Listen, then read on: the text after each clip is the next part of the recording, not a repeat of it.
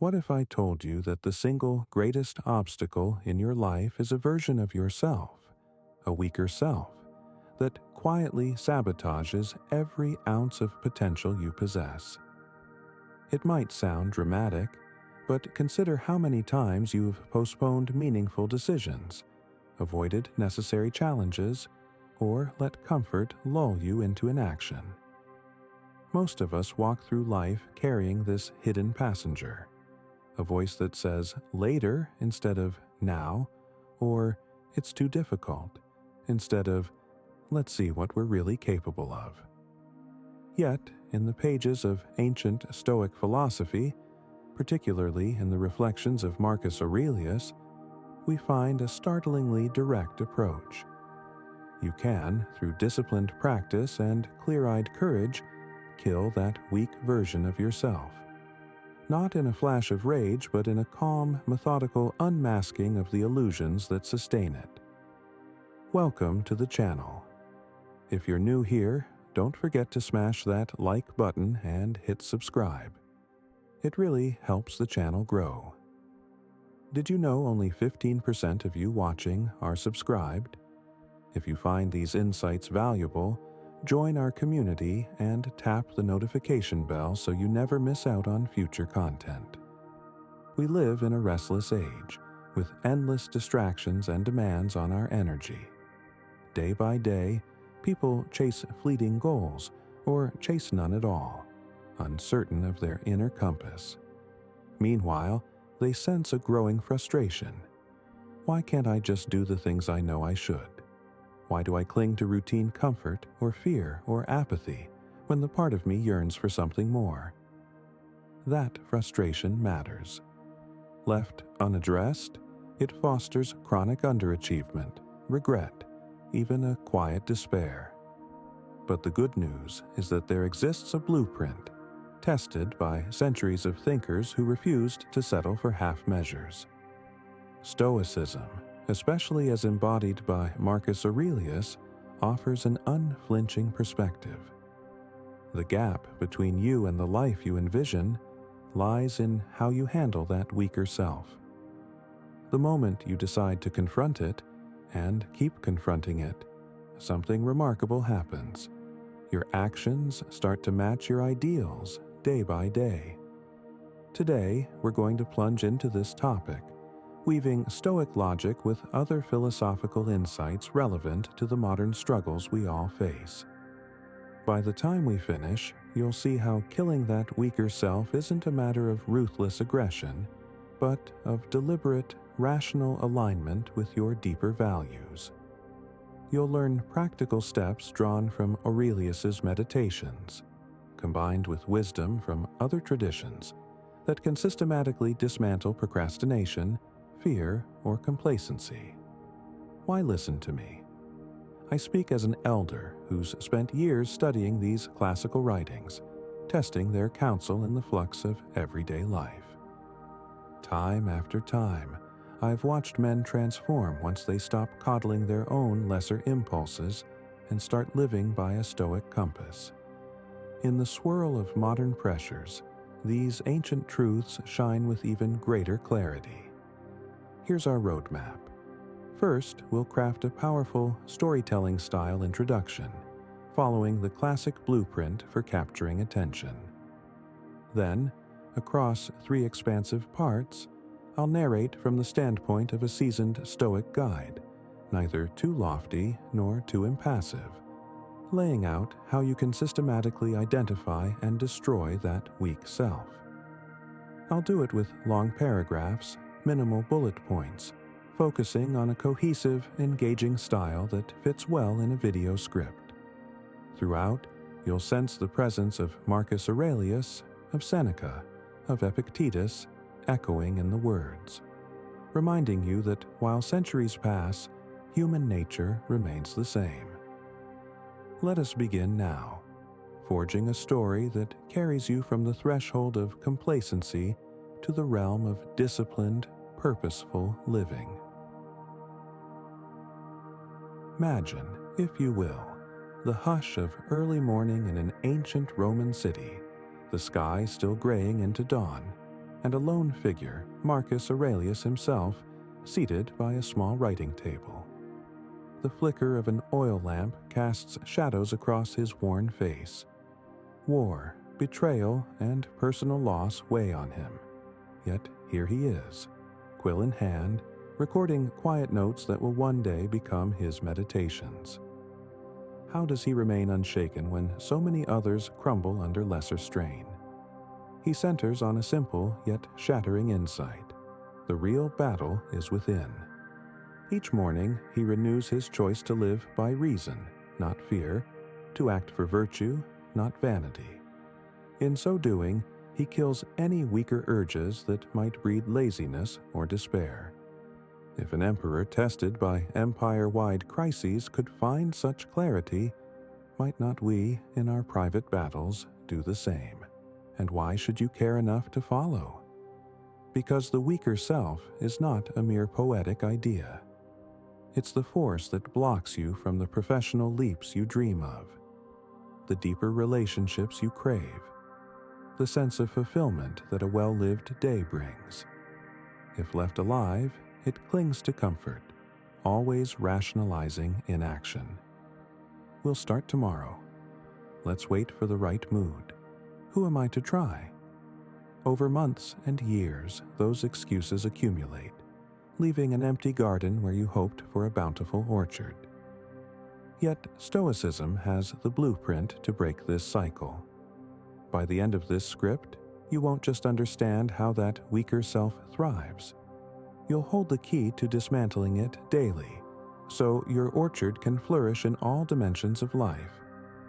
Let me assure you, I've spent years immersed in Stoic texts and applying them to the realities of everyday hustle. I've seen men free themselves from crippling procrastination, from illusions that someone else will fix it, from the fear that they might fail if they try wholeheartedly.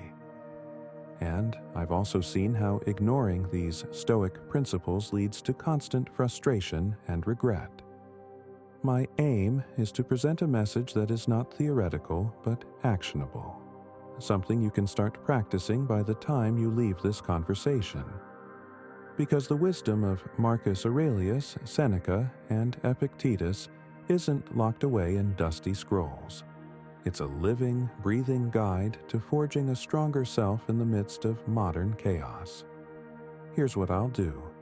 First, I'll break down the nature of this weak version of yourself, how it seeps into daily decisions and how it conceals itself behind logical excuses. Next, I'll explore Stoic pillars, like focusing on what lies in your control, acknowledging life's brevity, and harnessing virtue as your driving force, showing how each principle undercuts the weaker self's illusions. Then, we'll see how these insights unify into a structured plan, with specific habits and mental shifts you can adopt, ensuring you're not just inspired, but equipped. That's the plan, so let us commence, friend. Walking side by side down the corridor of Stoic knowledge, determined to leave behind the timid self that once held you captive. I recall a moment in my own life when I was younger, perched on a rocky hillside, feeling torn between stepping into a demanding role that frightened me or letting the opportunity pass. Around me, a gentle breeze rustled the sparse grass, but inside, a tempest raged, my weaker self swirling with self-doubt. Perhaps you know the feeling. You sense a call to rise, to attempt something beyond your comfort, but the quiet voice of fear murmurs, "Stay safe. Avoid embarrassment." In that moment, I remembered a teaching from Marcus Aurelius. If it is endurable, then endure it.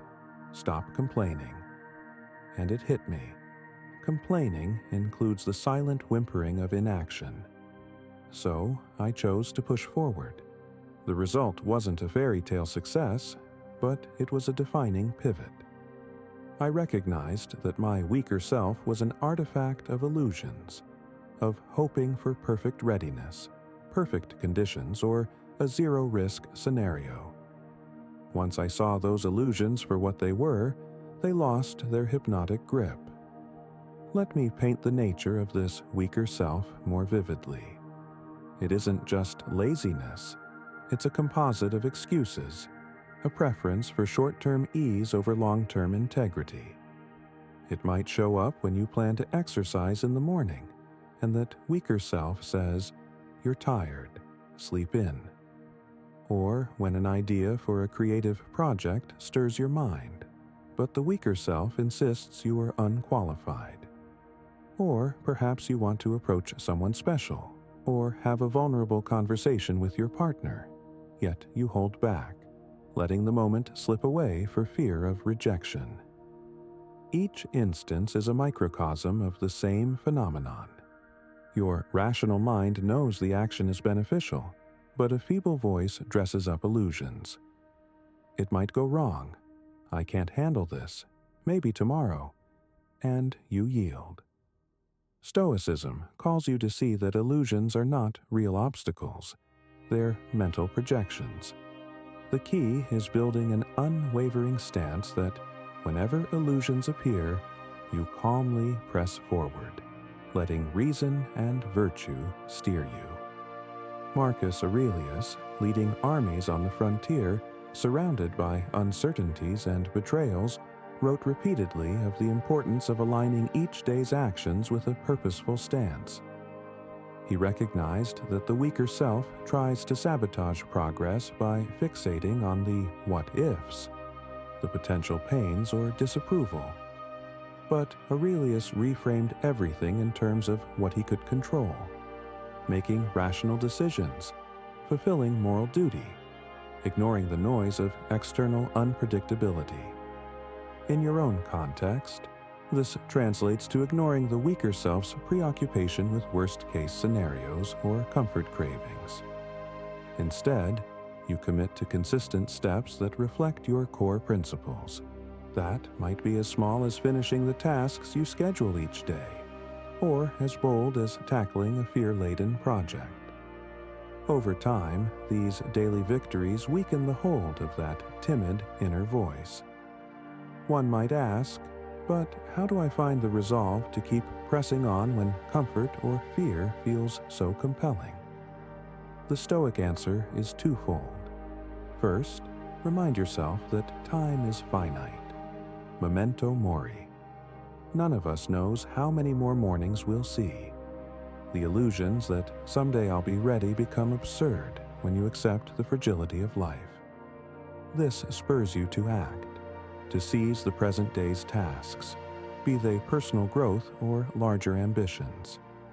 Second, anchor your actions in moral virtue. If the weaker self suggests skipping a commitment, Stoic reflection counters. Would ignoring my promise degrade my integrity? Would indulging laziness hamper my potential to serve or grow? By situating each choice in the moral dimension, you see that caving to illusions is not harmless. It is a breach of your own character. And Stoics hold character as paramount. That mindset confers a steady motivation beyond fleeting moods. You act from an ethical imperative, not a convenience-based rationale. For instance, let us suppose you aim to switch careers or start a new venture. The weaker self enumerates obstacles, the risk of failure, financial uncertainty, possible ridicule. Stoics say, indeed, any external pursuit is uncertain, but you control your thorough preparation, your honesty, your consistent effort. Fear of failure is fear of an outcome beyond your direct domain. Let it go and do what must be done. This approach strips illusions of their mystique. You realize that if you fail, you can adapt or try anew. Better an honorable attempt than a lifetime of regret.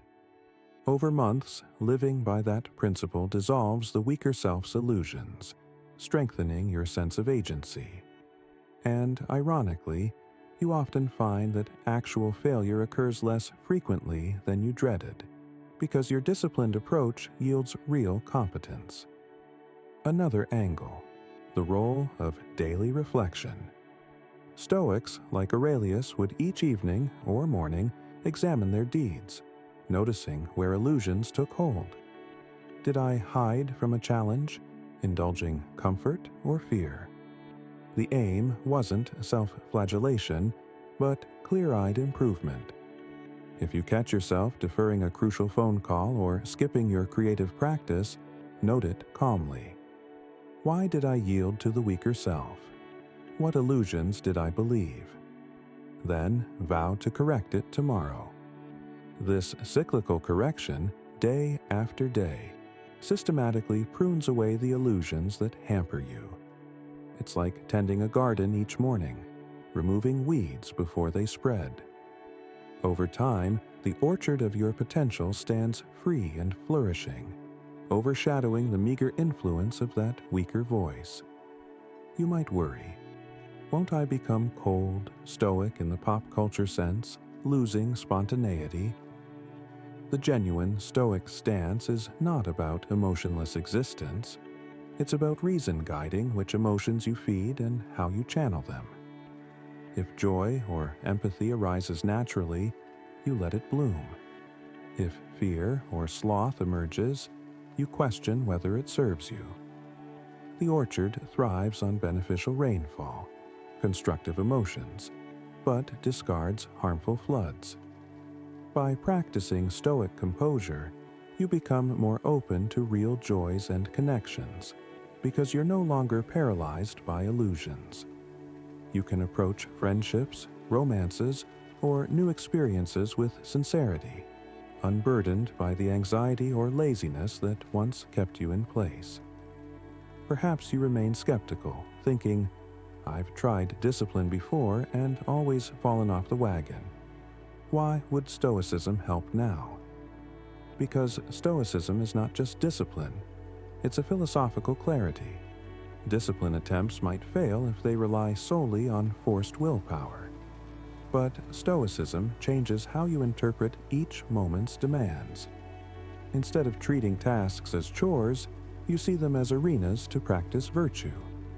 Each act, no matter how humble, like cleaning your space, finishing a report, or making that tough phone call, becomes a moral exercise in diligence, sincerity, or courage.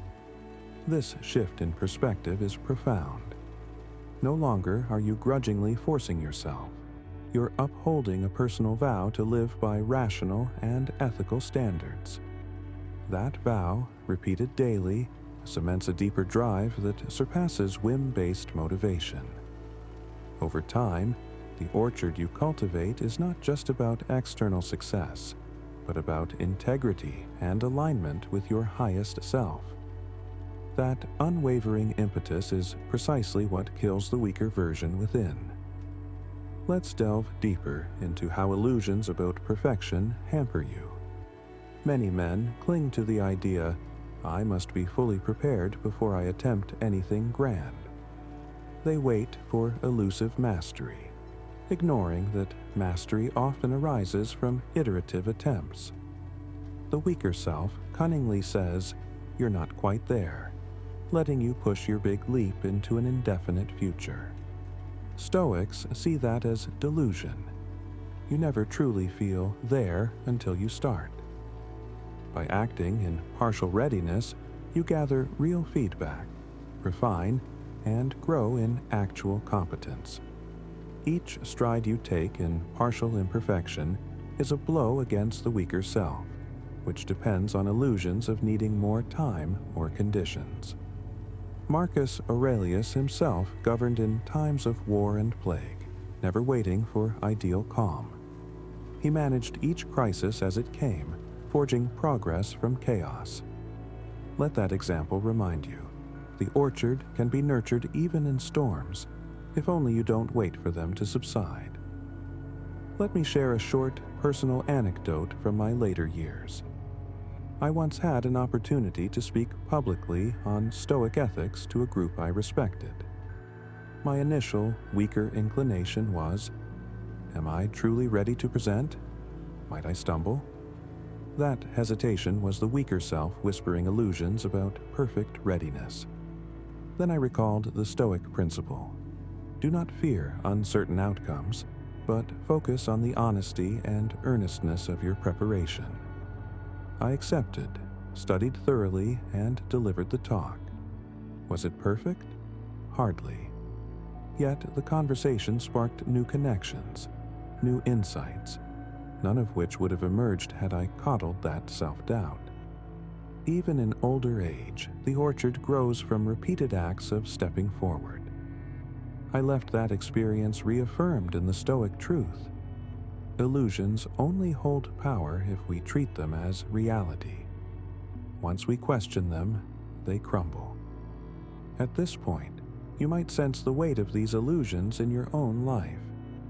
Perhaps you see how they shaped your recent decisions, delayed phone calls, half-hearted commitments, empty days that never yielded the progress you long for. In the chapters ahead, we'll detail how Stoic reflection can map these illusions specifically, like fear of failure, perfectionism, comfort addiction, and how to systematically dismantle them. For now, the key is acknowledging that illusions are your real enemy, not external adversity, and illusions thrive on inaction. By taking consistent, reason-guided steps each day, you starve them. Over time, your orchard's momentum keeps illusions from rerouting. Even if you slip occasionally, as Stoics note, you correct your course swiftly, refusing to dwell in regret or revert to old patterns. One final reflection. Living stoically in a modern world can feel lonely, as though you stand against a tide of widespread complacency.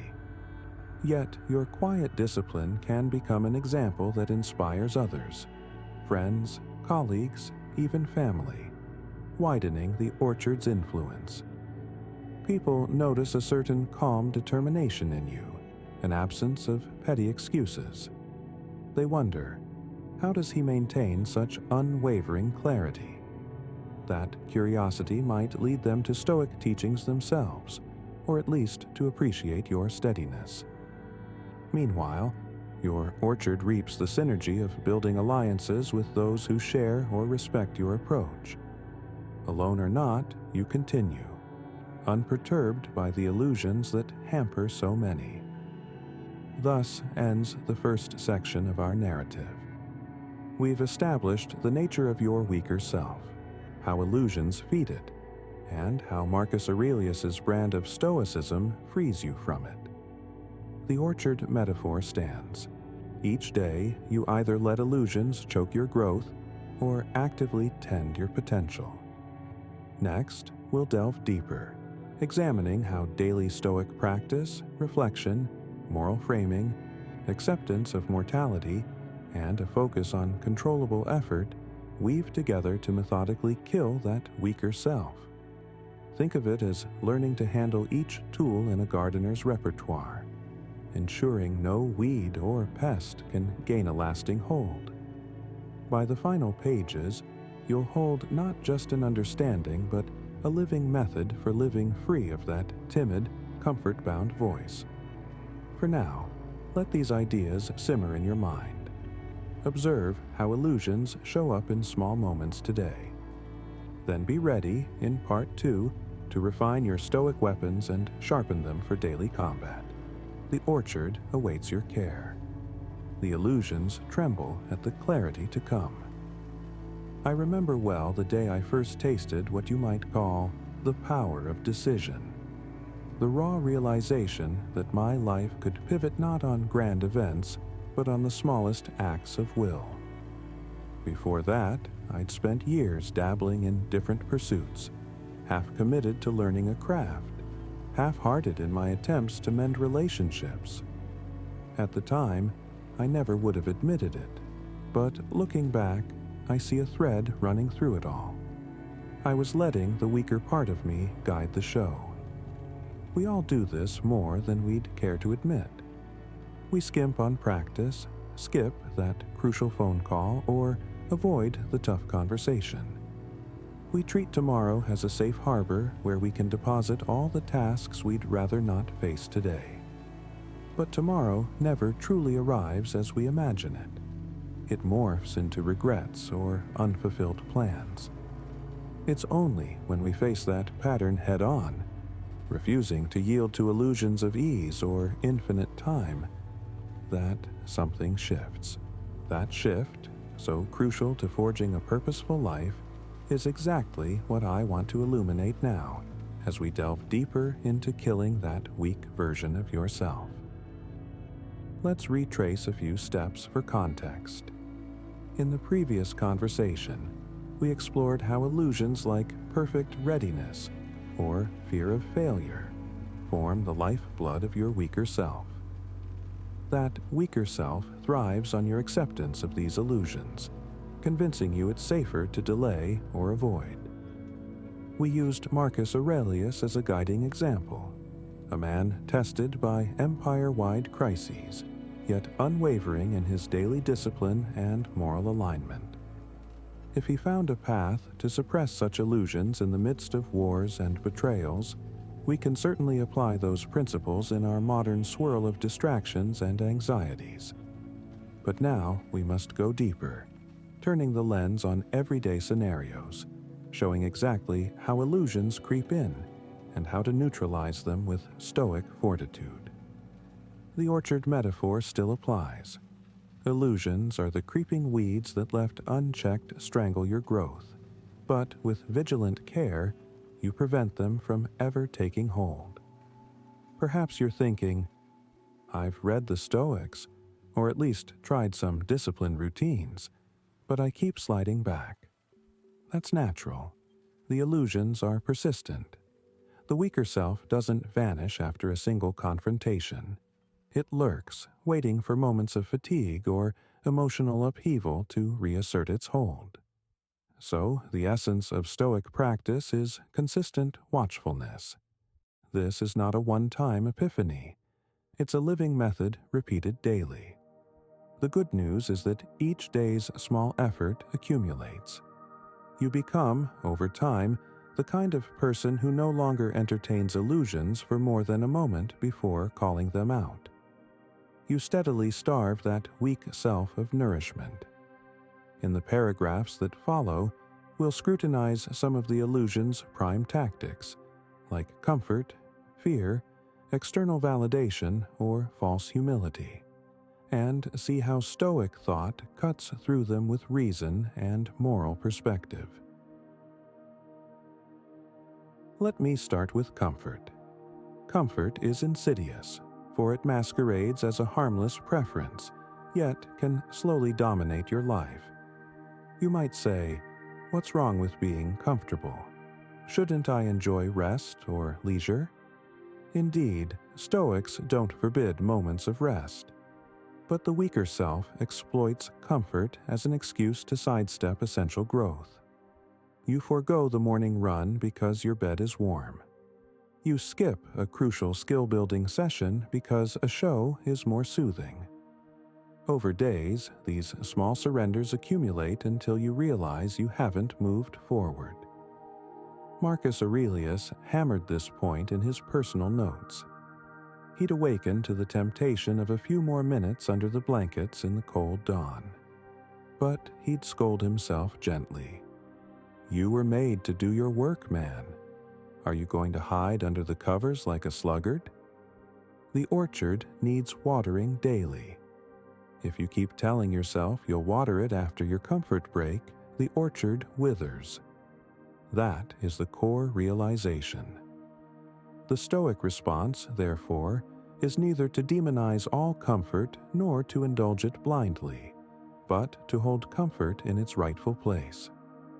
If a task aligns with your moral duties or personal evolution, it supersedes comfort. You move first, rest later. Not as a punishment, but as a rightful ordering of priorities. Now, some exciting news. Our channel now offers a members club. By joining it, you'll unlock exclusive benefits, deeper content dives, and personal insights. Join us on this journey, and let's build a meaningful life together. And I also humbly ask you to leave a comment, as it helps my channel immensely. If you do not know what to comment, just write better every day, so I know you reached this far. And don't forget to subscribe for more content like this. Also, I've linked some books on Stoicism that helped me become the man I am today, and will also help you achieve a Stoic mindset. The next tactic illusions employ is fear. Fear often arises as a voice predicting disaster. If I try, I might fail.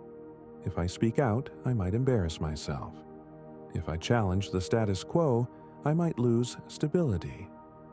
This is the same voice that Aurelius faced, though on a grander scale. He saw that letting fear dictate action is the surest path to cowardice and stagnation. In a Stoic lens, fear is a signpost telling you that the outcome is uncertain, or that you're venturing beyond your comfort zone. But Stoics cling to what's within their control, their willingness to act, to plan carefully, to uphold virtue. The outcome, be it success or failure, rests partly in fortune's hands. By relinquishing obsession with outcome, you defang fear.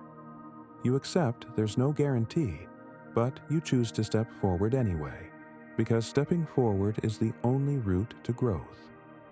Each time you do, you prove to your weaker self that fear cannot chain you. Over time, fear-based illusions weaken.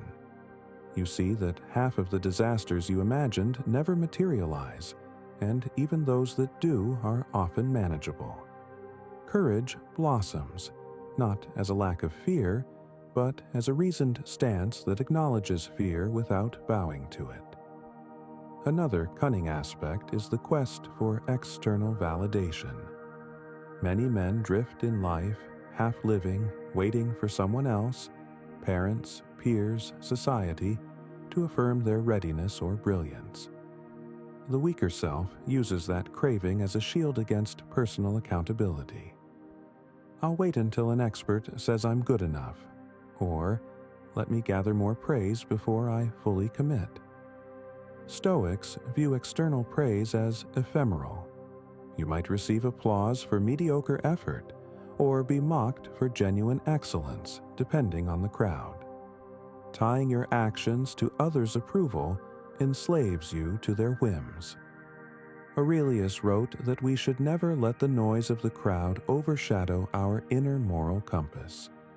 The orchard flourishes only if you water it from convictions that arise from within, not from the hope that passers-by might compliment your gardening. Therefore, each time you catch yourself thinking, "I need them to validate me," Stoic reflection corrects it. I alone am responsible for my improvement, my moral alignment, my discipline. Applause or critique is secondary. That shift robs illusions of external validation from controlling your decisions. Beware also a sneaky form of self-sabotage, false humility or pseudo-humbleness. The weaker self can claim, "Oh, I'm just an average person, not meant for big achievements," as if being unremarkable excuses you from trying. Real humility is good, but Stoics differentiate humility that fosters continuous learning from resignation that justifies inaction. Aurelius, despite his power, repeatedly reminded himself of human fragility, but he never concluded that it meant, "I might as well do nothing." Instead, humility spurred him to refine each day's tasks.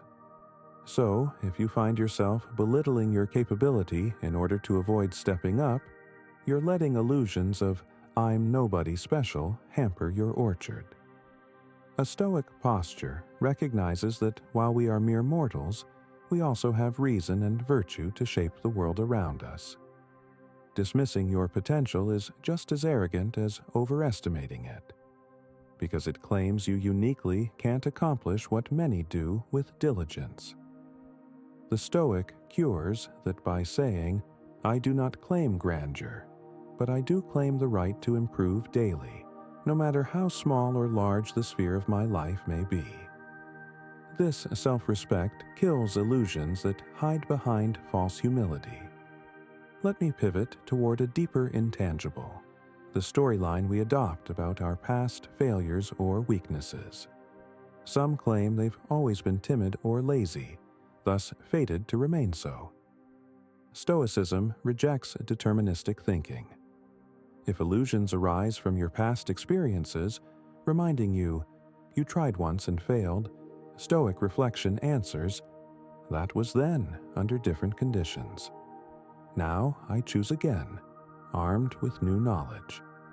Indeed, Aurelius or Seneca had public missteps or controversies, yet they didn't freeze in shame. They recognized each day as a fresh moral battlefield. This is how you starve illusions that tie you to old narratives of defeat. Each morning, you reaffirm the orchard is present, the sun is up, the tools are in your hands. Why let yesterday's dryness stop you from watering today's seeds? You might wonder, all of this sounds correct, but how do I translate it into daily routine so I don't slip into autopilot? That's where Stoic journaling or reflection is crucial. I keep returning to it because it is the living bridge between ideals and daily reality. If, each evening, you reflect in writing or in quiet thought, where did illusions hold me back today? Which illusions were they? Comfort, fear, external praise, or false humility? You identify them concretely. You might note, at midday I avoided sending that proposal. Why? I realized I feared criticism. Next time, I'll send it promptly. Then the next day, you carry that resolution. Over weeks, illusions find no unlit corner to hide. This practice is the orchard caretaker's daily inspection. Miss it, and weeds flourish unseen. Follow it consistently, and illusions diminish. That's the Stoic method. Incremental but persistent confrontation of illusions. Let's expand on the orchard metaphor a bit more. Think of illusions as weeds that adapt. If you remove them in one area, they attempt to sprout elsewhere. For example, you might conquer your fear of public speaking, only to discover a new form of comfort lust making you avoid physical exercise. Or maybe you stop seeking external approval at work, but then you start craving it in social circles. The weaker self tries new angles to reassert illusions. The orchard caretaker's watchfulness, daily or weekly, is how you intercept these shifts. By not letting illusions linger, you keep the orchard free of them. Over time, you might achieve a certain clarity that illusions rarely surprise you. You see them forming and respond swiftly, continuing your tasks unimpeded. However, we must not forget the Stoic principle that adversity doesn't vanish. Even if illusions lose ground, life can still present hardships, job loss, health issues, family crises. But if illusions are no longer controlling you, you can face these hardships with calm fortitude. The orchard might endure storms, but your daily Stoic approach ensures you adapt. This helps you remain grounded when chaos or sorrow comes, because you're not weighed down by illusions telling you, this shouldn't happen to me, or I can't handle this. Marcus Aurelius lived in plague times, losing many loved ones, but stoically he recognized it as part of the broader nature of existence. He acted as best he could each day. That spirit is what we aim for. Illusions do not hamper you, so your actions remain firm and constructive, even under duress. Some might voice a final concern. Will killing the weaker self make me ruthless or lacking in compassion? Actually, the opposite. When illusions drop, you see others' struggles more clearly, empathizing with how illusions weigh them down. You become more patient and helpful, not resentful or harsh. Stoicism fosters empathy by reminding you that all humans wrestle with fear and comfort lust. Freed from illusions in your own life, you can extend a calmer hand to those still tangled. This can enhance your relationships, friendships, even your capacity to lead or mentor.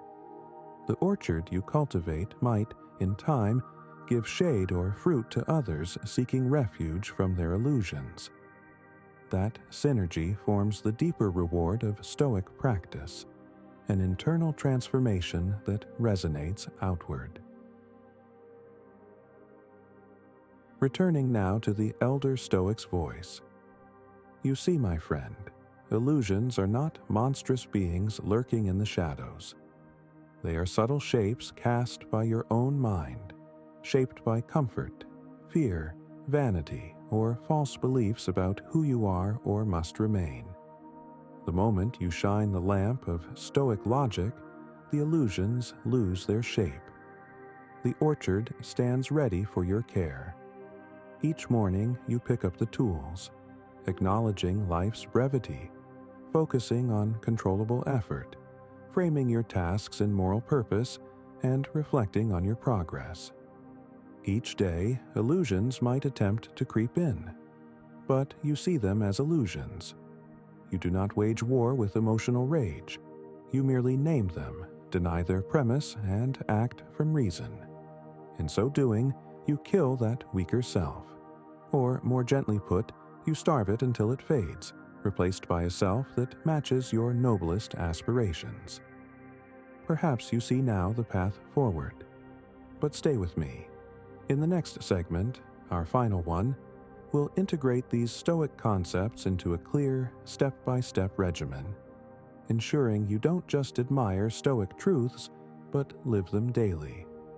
We'll look at how to maintain momentum when old habits try to resurface, how to handle external unpredictabilities without slipping back, and how to adapt Stoic discipline in personal or professional contexts. Because yes, once illusions are identified, you must remain vigilant. The orchard demands ongoing care, or it can revert to weeds in a season. If you're prepared, if you truly desire to see that orchard flourish, productive, serene, unstoppable, then let us proceed soon to part 3. That's where we sew all threads together into the living tapestry of consistent Stoic discipline. For now, reflect. Which illusions are you letting hamper your orchard? Is it comfort disguised as I deserve a break? Or fear disguised as I might fail? Or external validation disguised as I'll wait for approval? Or false humility disguised as I'm not special enough? Identify them. Write them down if possible. Then, in the upcoming conversation, we'll finalize the Stoic tactics that systematically uproot those illusions day after day. Because it is only through daily application, repeated over weeks and months, that you truly kill that weak version of yourself. The orchard stands waiting for your unwavering hand. Do not let illusions talk you out of the dawn's labor. When day breaks, be ready to water, prune, and watch new growth take shape. The illusions, starved of your attention, will wither, and you, forging ahead, will live more fully, more intentionally, in alignment with the Stoic ideals Marcus Aurelius espoused centuries ago. I recall a soft, rainy dawn in a coastal village where I once tarried for a season. The tide hummed against the rocks, and each morning, fishermen rose early, trudging out to sea despite weather or weariness. Observing them day after day, I saw a parallel to our own inner battles against illusions. These men didn't wait for perfect conditions to sail. They accepted storms, readied their boats, and set forth. It wasn't bravado. It was necessity, yes, but also a quiet discipline that overcame whatever lesser urges might whisper, "Stay in bed." That routine sparked in me a final realization. We can learn from such unwavering commitment to daily purpose. If your orchard is to thrive, if you are to permanently conquer that weaker self, you must embrace a consistent regimen of Stoic practices that let no illusions grow. In these final pages, we gather all we've explored and weave it into a living framework you can sustain, ensuring you remain vigilant and resolute under all conditions. Let us revisit briefly what has been unveiled thus far. You recognized that illusions, often disguised as comfort, fear of failure, or the chase for external validation, are the lifeblood of your weaker self. Each day you succumb to them, your orchard is neglected. You also learned how Marcus Aurelius and other Stoics overcame illusions by focusing on moral effort rather than guaranteed outcomes, by practicing daily reflection, and by harnessing the acceptance of mortality as a spur toward action. These insights form the mental scaffolding. But scaffolding alone does not build a house. You need to lay bricks methodically. For you, those bricks are the daily, weekly, and even monthly Stoic routines that keep illusions from rerouting. In the hush of that coastal dawn, I once asked a fisherman, "Do you never feel tempted to delay your launch if the sky looks foreboding?" He smiled, wrinkles deepening around his eyes, and said, "Every morning, a small part of me says we should wait, but the fish won't wait for me. Once you accept that, you just go." You see, that's the Stoic stance in practice. The orchard needs tending whether you're in the mood or not.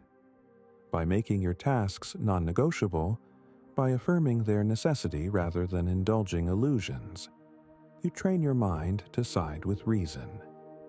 Over time, illusions lose potency because they find no audience.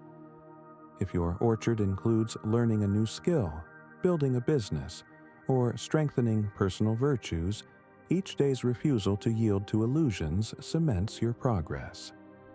Now, let's detail a workable plan for embedding Stoic discipline in your life, so that illusions find no fertile ground. To begin, reflect each morning on the principle of mortality. I cannot stress this enough. Memento mori, the reminder that each day is precious, cuts illusions at the root. If you treat your days as infinite, illusions easily say, "Tomorrow is fine."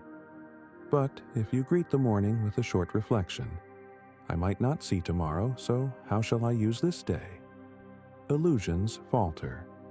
This is not grim, but freeing. Let that reflection be brief yet potent, maybe a quiet thought or a line from Aurelius. Then identify one or two tasks or challenges you might ordinarily postpone.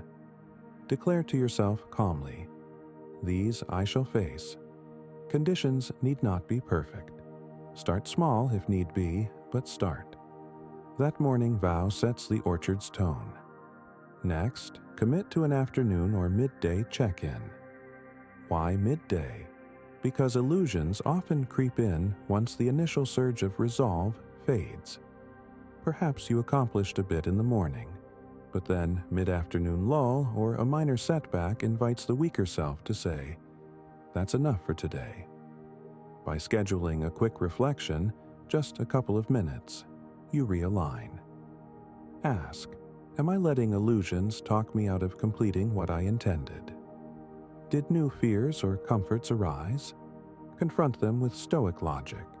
If you realized you deviated, calmly pivot back on track. The orchard caretaker can't vanish midday. He must glance over the rows to ensure no new weeds have sprouted. This midday routine often spells the difference between a half-productive day and a fully engaged one. Now we come to evening reflection. The ancients, including Seneca, often recounted their day's deeds and misdeeds before sleeping. This final check is where you glean your Stoic lessons in the raw. Did illusions sabotage a conversation you needed to have, or a project step you promised yourself you'd do? Name it plainly. Did you procrastinate finalizing that email or swallow your words when you should have addressed an issue? Or perhaps you overcame illusions. You tackled a tough phone call or made an uncomfortable approach with calm determination. Recognize that victory, no matter how small. This cyclical approach, morning vow, midday check-in, evening reflection, builds a fortress of awareness. Illusions rely on your mind drifting aimlessly. But here, you are never adrift. You have a schedule of introspection that shines a spotlight on illusions whenever they tiptoe in. To reinforce these daily rituals, you can adopt a weekly or bi-weekly deeper review. Possibly each Sunday evening, you ask bigger questions. Am I still aiming at the same orchard goals? Has my discipline lapsed in certain areas? Is there a pattern of illusions that re-emerged, like fear, comfort, or external validation? By stepping back, you see the forest for the trees, ensuring illusions that quietly evolve are caught early. If you spot a recurring slip, Stoicism advises you to implement a targeted remedy. Maybe you remove a tempting distraction from your environment if comfort lust is the culprit, or you publicly commit to a deadline if fear is your main block. That adaptation is how the orchard caretaker addresses shifting seasons or new pests. You do not rely on a fixed plan from weeks ago if circumstances have changed. You remain flexible, always ready to reassert your Stoic stance. Let us talk about synergy with others. Some men prefer to keep Stoic discipline private, fearing misunderstanding from family or friends. But if you have a partner or close ally open to discussing these ideas, consider a shared Stoic reflection. Maybe once a week you compare notes on your illusions, your day's successes, your slip-ups. They need not be a Stoic scholar, just someone willing to exchange accountability. This camaraderie can multiply your orchard's resilience. If illusions try to isolate you, you or your ally can highlight them. I notice you've been avoiding that creative work you used to mention. Any reason? That gentle nudge cracks illusions open. Of course, if no ally is forthcoming, Stoicism remains potent in solitude. Aurelius, after all, wrote his meditations for himself. The orchard caretaker's dedication does not hinge on an audience. A question might arise. What if I keep bouncing between illusions? Some days I kill the comfort lust, but I become paralyzed by fear or external validation thirst the next. That's normal. The illusions adapt. The Stoic approach, as repeated, is daily vigilance. Each day you might find illusions wearing a new mask, but your method remains the same. Identify, label, act from reason, not from illusion. Over time, illusions lose their novelty. Like a cunning trick that fails once the ruse is known. You become adept at detecting the pattern, swiftly dismissing it. This fosters an inner calm. You realize illusions can't truly outsmart your Stoic watchfulness unless you let them. Over months and years, illusions barely register, overshadowed by the orchard's steady growth. Does this method mean every day must be a triumph? Of course not. Stoicism never pretends you'll be perfect or unstoppable every single moment. Some days, external crises or emotional turmoil might overshadow your discipline. That's precisely when Stoic acceptance and resilience matter most. If circumstances break your routine, you adapt humbly. Maybe you do half your tasks or shift them around. But you do not let illusions interpret that as a free pass to revert entirely. You maintain at least a thread of your Stoic discipline, ensuring illusions do not fill the vacuum. Then, once the crisis passes, you re-establish your full orchard routine. This is how a Stoic orchard remains robust through storms. It might shed some leaves, but the roots remain healthy. To illustrate, let me offer a concrete scenario from everyday life.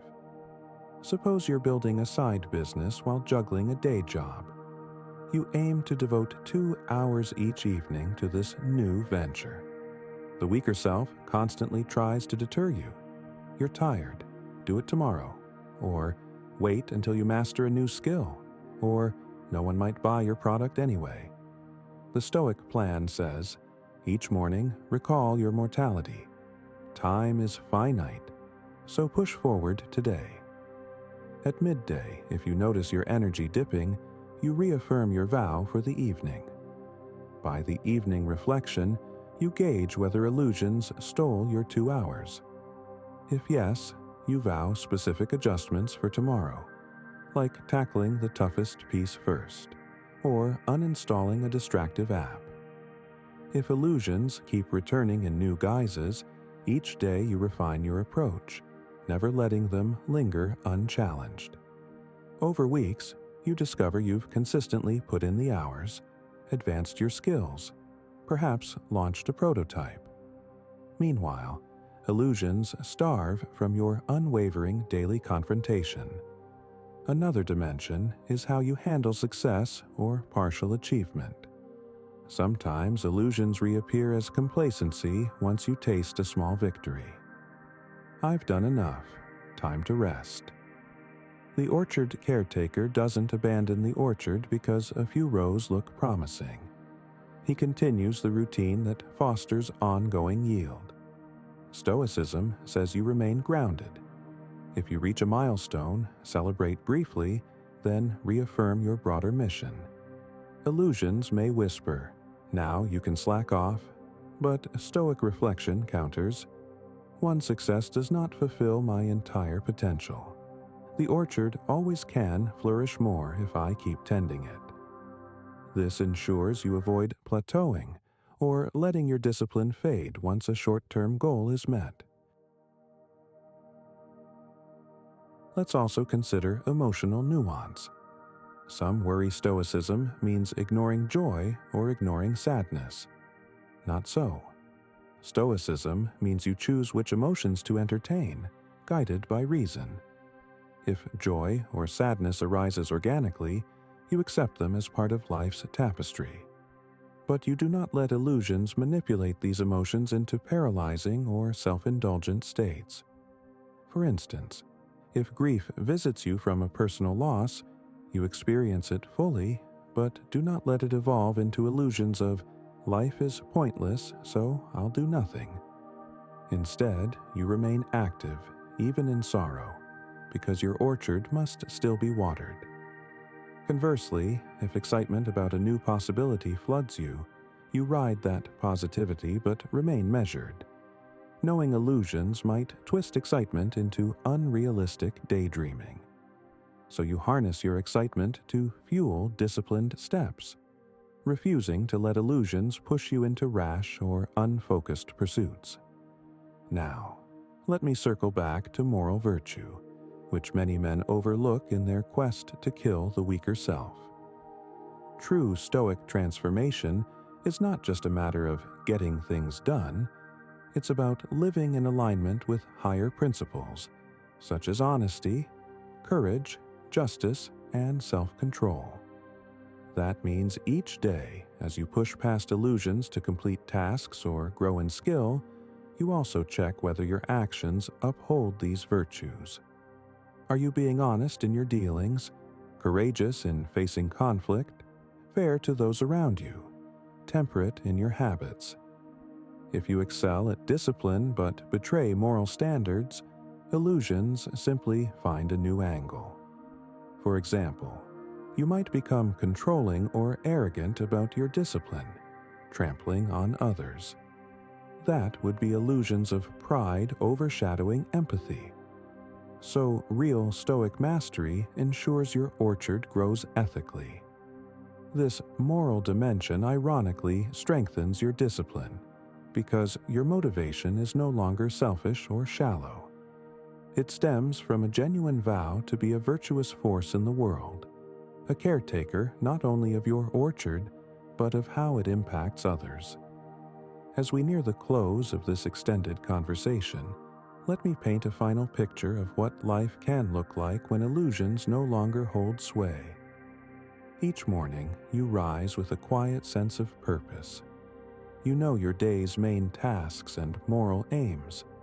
Even if fleeting hesitation appears, you see it for what it is, a mere shadow, no real obstacle. You proceed, whether that means devoting time to a creative pursuit, finishing necessary chores, or confronting a difficult conversation. At midday, if you falter, you adapt swiftly, not letting guilt or shame freeze you. By evening, you reflect, glean lessons, set a fresh vow for tomorrow. Over weeks, your orchard of personal development, skill mastery, or project progress blossoms. You find yourself less anxious about external outcomes or others' opinions, since illusions about control or validation have been gently laid aside. Freed from illusions, you savor real joys. Time with loved ones, the satisfaction of honest work, the quiet pride of living aligned with your chosen path. You also handle adversity, unexpected bills, conflicts, or rejections, with a calmer approach, seeing them as tasks to address, not cosmic judgments on your worth. That is the Stoic orchard in bloom. The weaker self, starved of illusions, shrinks to a whisper. Occasionally, it might reappear in times of exhaustion or emotional turbulence, but your daily Stoic practice, the orchard caretaker's vigilance, soon calls it out and denies it the chance to sabotage you. Over the long arc of your life, this amounts to a grand shift.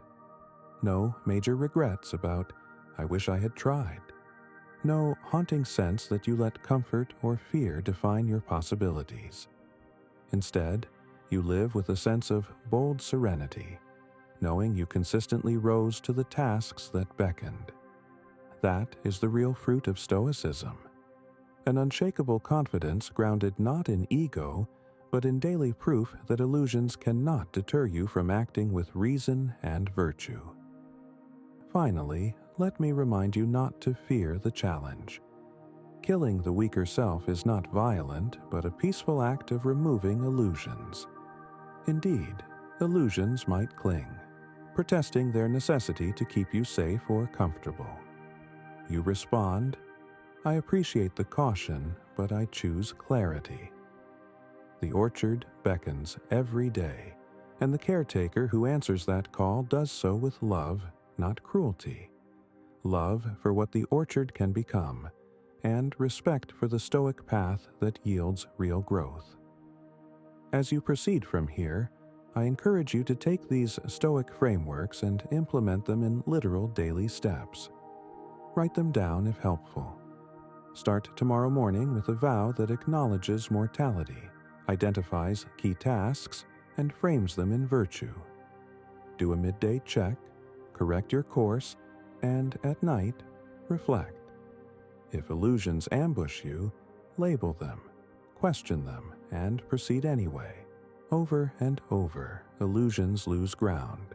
Your orchard flourishes, and that weaker self becomes a memory, a quiet echo of who you used to be before Stoic discipline guided you to your rightful strength. Thus, we conclude our journey. You have, I hope, gained not just insight but a structured approach for banishing illusions. The orchard metaphor stands as your mental anchor. Illusions are weeds, you are the caretaker. Stoicism is your unwavering method. Remember that illusions can be persistent. They thrive in neglected corners. So keep watch daily. Let no illusions remain unexamined, and never doubt that consistent Stoic devotion leads you to the orchard's richest fruits. A life of purposeful action, moral clarity, and the steady contentment of one who knows he is no longer enslaved by a weaker self. May these teachings from Marcus Aurelius and related philosophies guide you now and in all the days to come, as you shape a destiny forged in reason, free from illusions, and shining with quiet, unbreakable resolve. Now, if any part of this message has been helpful to you, leave us your like and comment, helping the algorithm recommend it to someone who needs it at this time. Don't forget to subscribe so you don't miss new videos, and if you look through the videos we've already uploaded, you're sure to find something to take with you. Have a good day.